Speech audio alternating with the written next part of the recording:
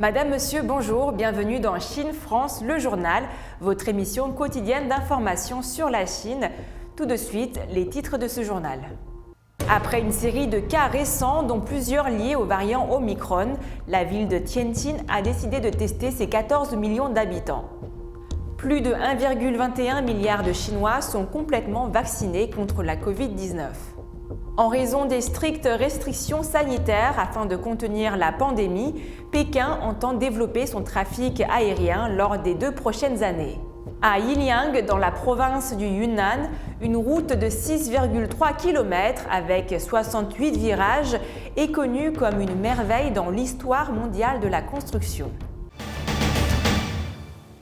La ville de Tianjin, dans le nord de la Chine, a conseillé dimanche 9 janvier à ses quelques 14 millions d'habitants de rester chez eux pendant qu'elle procédait à des tests massifs de Covid-19 après une série de cas récents, dont plusieurs liés au variant Omicron, ont rapporté les médias chinois.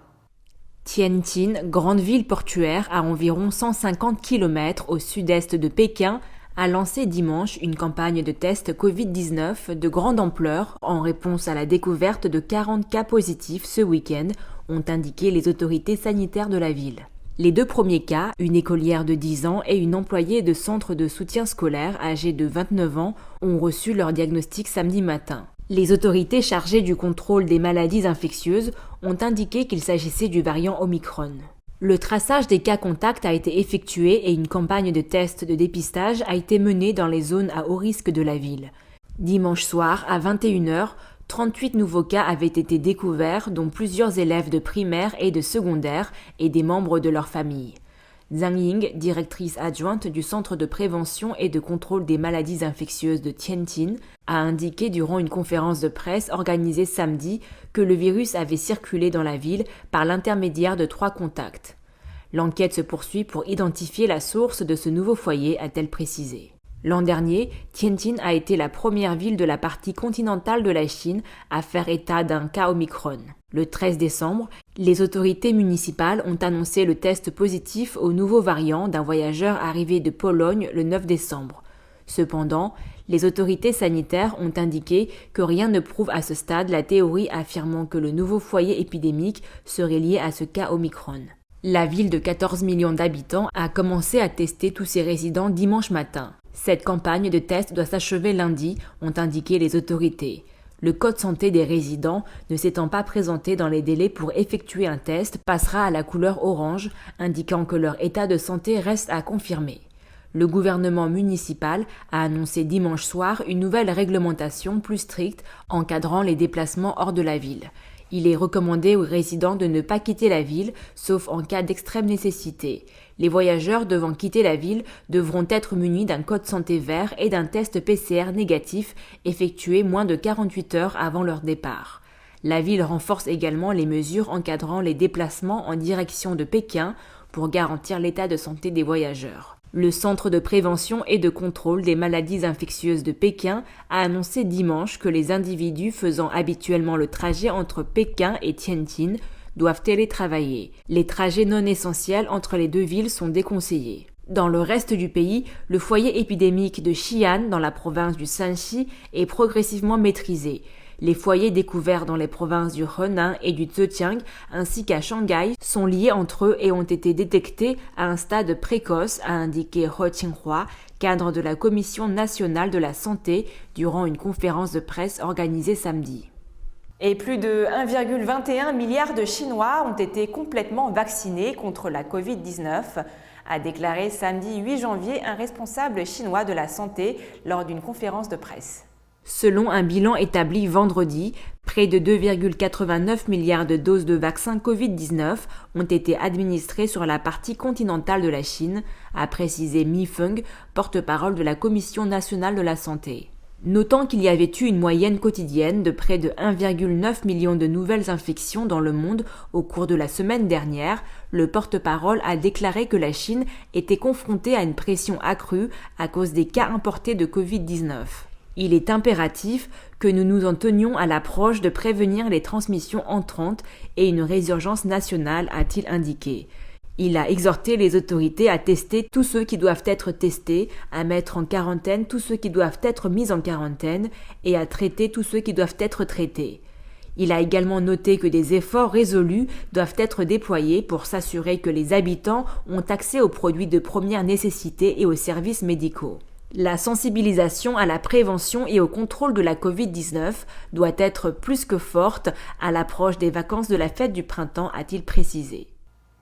En raison des strictes restrictions sanitaires afin de contenir la pandémie, l'administration de l'aviation civile chinoise a annoncé vendredi 7 janvier que les vols intérieurs et internationaux dans le pays ne reprendront qu'à partir de l'année prochaine. Le trafic aérien en Chine sera encore pénalisé cette année par la crise sanitaire. Les efforts du pouvoir chinois vont se concentrer en 2022 sur la maîtrise de la pandémie.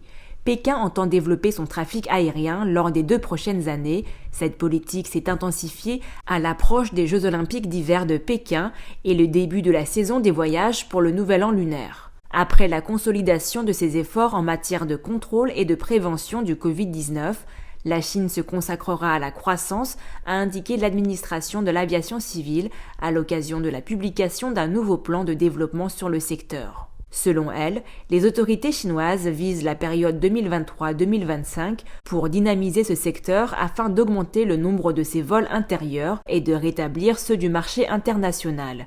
Dans la perspective d'une hausse du trafic des passagers et du fret, la Chine souhaite aussi accroître le nombre d'aéroports civils d'ici à 2025, passant des 241 actuels à plus de 270. Par ailleurs, la Chine vise la réduction de ses émissions de CO2 par tonne-kilomètre dans les 3 prochaines années. Avoir une flotte moins polluante aidera la Chine à atteindre son objectif de neutralité carbone avant 2060. L'espérance de vie moyenne de la Chine atteindra 78,3 ans en 2025, contre 77,3 ans en 2019, selon le 14e plan quinquennal pour le service public du pays.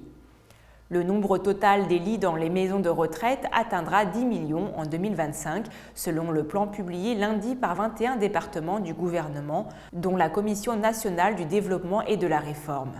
En 2025, 100% des communautés résidentielles nouvellement construites dans les zones urbaines compteront des installations destinées aux personnes âgées et l'assurance vieillesse de base couvrira 95% de la population âgée.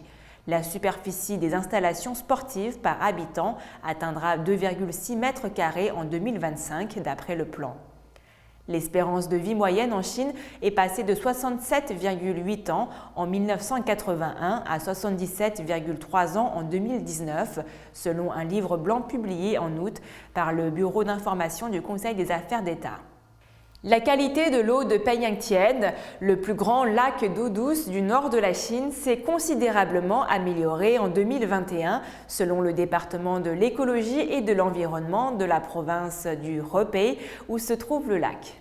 La qualité de l'eau de surface en Chine est divisée en 5 catégories, la catégorie 1 étant la plus haute qualité. En 2021, la qualité globale de l'eau du lac Peiyangtian est passée de la catégorie 4 à la catégorie 3. C'est la première fois que la qualité de l'eau du lac est aussi bonne depuis qu'il a commencé à être rempli et que le contrôle de la qualité de l'eau a commencé en 1988. Le lac était complètement asséché entre 1983 et 1987. Avant 2019, le lac avait été longtemps classé en catégorie 5 pour sa mauvaise qualité de l'eau.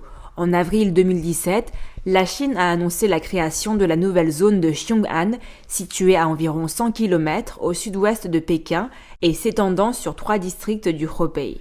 La restauration écologique du lac Peiyangtian s'est accélérée depuis la création de la nouvelle zone de Xiong'an.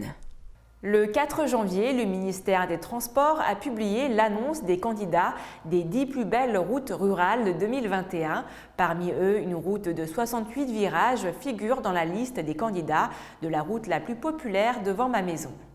La route aux 68 virages se trouve dans le comté de Yinliang, à Kunming, capitale de la province du Yunnan dans le sud-ouest de la Chine. C'est une route sinueuse reliant le comté de Yinliang et le village de Tianshao. Cette route de montagne était autrefois une partie de l'avenue de Tongqing, sous les dynasties Ming et Qing, également connue sous le nom de l'ancienne route du thé et des chevaux. La route aux 68 virages a été construite en 1995. Au début de la construction, afin d'économiser les coûts de construction, la route a été construite en spirale sur le flanc de la montagne. Cette route possède 68 virages de montagne de 6,3 km, soit un virage en moyenne pour moins de 100 mètres. Actuellement, la route aux 68 virages est devenue le plus bel itinéraire pour la randonnée, la marche et le vélo à Yinliang. C'est un paradis pour les amateurs de voyage et les photographes. C'est la fin de votre journal. Merci à tous de l'avoir suivi. N'oubliez pas de vous abonner à notre chaîne YouTube et de partager la vidéo. Très belle journée ou très belle soirée à tous.